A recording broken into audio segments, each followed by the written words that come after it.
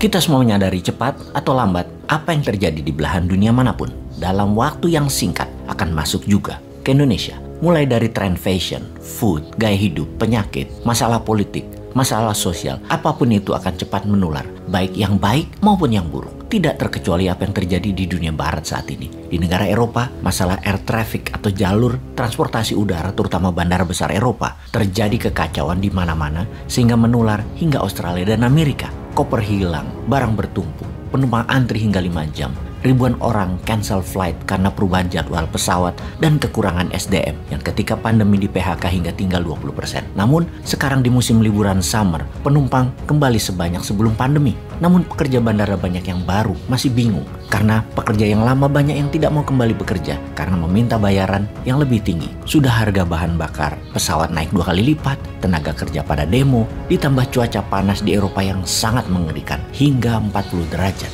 Ribuan orang meninggal karena heat stroke di Eropa. Hubungan pesawat dengan cuaca itu apa? Runway pesawat menjadi sangat panas, membahayakan ban pendaratan pesawat. Efek pandemi, dunia itu semuanya menjadi baru. Efek perang Ukraina membuat dunia juga menjadi baru. Efek kolonialisasi Tiongkok membuat dunia menjadi baru. Bahkan dunia sosial media, orang tidak lagi mengupdate statusnya di Twitter dan Facebook dalam 6 bulan terakhir. Itu menurun hingga 30% alias banyak orang yang merubah kebiasaan bersosial media statusnya dan profilnya. TikTok, YouTube menjadi 30% volumenya naik sebagai anomalinya. Di dunia barat, iklan sudah menang, di dunia digital meninggalkan koran, radio, dan TV. Dan orang berkantor dengan Zoom mengurangi luas ruang kerja di seluruh dunia menyusut 20%. Banyak gedung kosong saat ini. Itu semua bagian dari keseharian kita saat ini dan dunia politik pun mengalami shocking wave. Sesangar cuaca panas di Eropa yang membuat penggunaan gas dan minyak Rusia naik 10% di Eropa yang menambah keuntungan di kantong Rusia $1 billion setiap minggunya. Apalagi hal yang parah yang membuat ekonomi akan terguling di banyak negara. Kita lihat secara mikroekonomi di negara Tiongkok. Setelah dipukul telak dunia keuangan Tiongkok dengan bangkrutnya Evergrande, maka dunia keuangan Tiongkok dipukul lagi dengan masalah fraud keuangan yang mengatasnamakan bank. Namun untuk investasi non-bank, seperti kasus Century di Indonesia, mirip plek. Tidak ada produknya, hanya menjanjikan keuntungan bunga, di mana surat berharga itu tidak dilindungi otoritas keuangan Tiongkok. Kasus Henan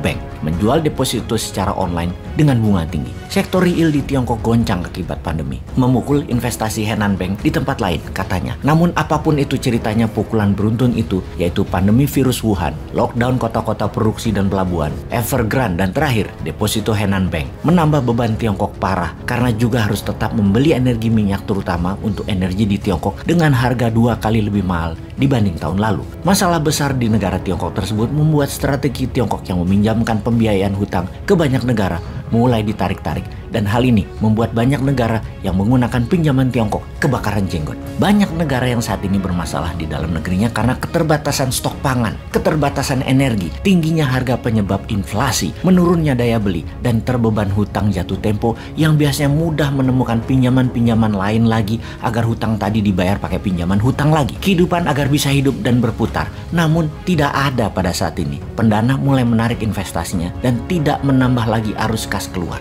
Amerika melakukan itu, Tiongkok melakukan itu, menarik investasinya, menarik dolarnya. Kita ke tanah air yang memasuki tahun politik yang mulai pada kampanye. Sebuah hutang besar bulan ini sekitar 500 triliun mengharuskan mendapatkannya melalui pinjaman baru. Kita beruntung masih bisa mendapat pinjaman. Hal ini mengingatkan kita atas apa yang terjadi di pemerintahan di atas sana. Pastinya lagi dilema, pastinya lagi bingung, lagi penat karena nggak ada yang kerja karena lebih mementingkan jualan untuk nanti 2024. Harga minyak dunia itu 2 kali dari perkiraan prediksi APBN. APBN memperkirakan harga di tahun 2022 berkisar $63. Itu terjadi analisa di tahun 2021 menebaknya. Ternyata di tahun 2022 harga bisa sampai $120 per barel dan saat ini sekitar $100 per barelnya. Tentunya perlu ada dana besar untuk membeli BBM, naik 2 kali lipat dari anggaran. Dan kalau di SPBU dilepas harga publik, dilepas harga pasar, harganya bisa 20 ribuan per liternya, yaitu akan naik 35% dari harga tahun lalu. Bisa menyebabkan harga-harga kebutuhan sehari-hari naik 10-15%. Itu inflasi parah.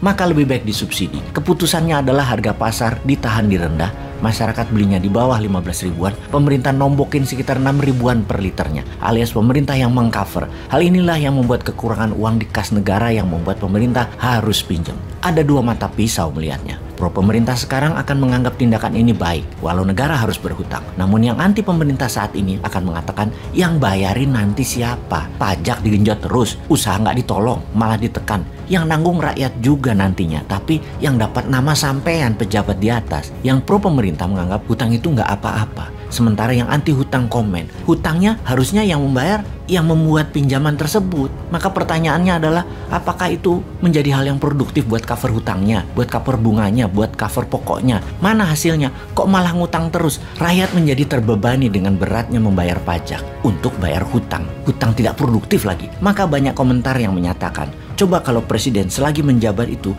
boleh melakukan apapun seperti ngutang, pinjam, gadaikan aset negara, tapi di ujung masa jabatannya harus nol kembali. Hutang harus terbayar, aset tidak ada yang hilang. Coba bayangkan kalau itu jadi KPI, Key Performance Indicator, indikator prestasi bernegara. Itu baru adil menilai keberhasilan seorang pejabat, yaitu membuat negara profit, naik pertumbuhannya, dan tidak meninggalkan hutang.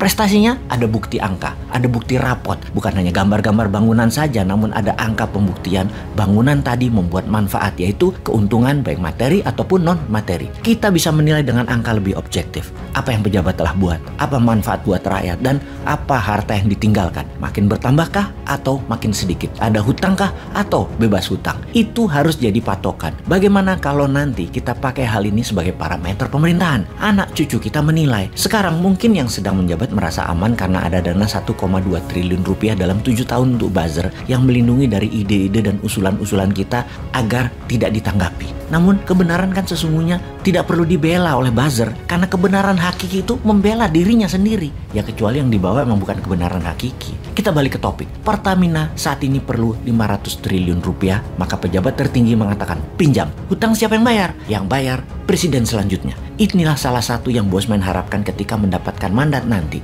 Newmind bisa-bisa tidak mau bayar hutang yang dibuat oleh pejabat sebelumnya. Bisa nggak ya kayak gitu? Bayangkan kalau mantan sewaktu menjabat menggunakan kekuasaannya untuk mendapatkan pinjaman, namun bukan untuk membuat hasil yang produktif, tapi buat belanja barang-barang, buat pamer dan flexing. Kan berat nanggung yang terkenal mantan yang susah kita. Ibarat pinjam di bank pakai aset mertua, yang bukan buat usaha malah beli barang mewah, jalan-jalan ke luar negeri. Di ujung-ujungnya hutang menumpuk. Mertua nanya, ngapain aja tuh duit lu pakai? Jawabannya, sambil garuk-garuk kepala. Itu hanya ilustrasi yang anti pemerintahan. Yang pro tidak melihat hal seperti itu, semuanya wajar dan pejabat sudah bekerja dengan baik. Cadangan devisa Indonesia masih tinggi, inflasi masih terjaga, stok pangan masih terjaga.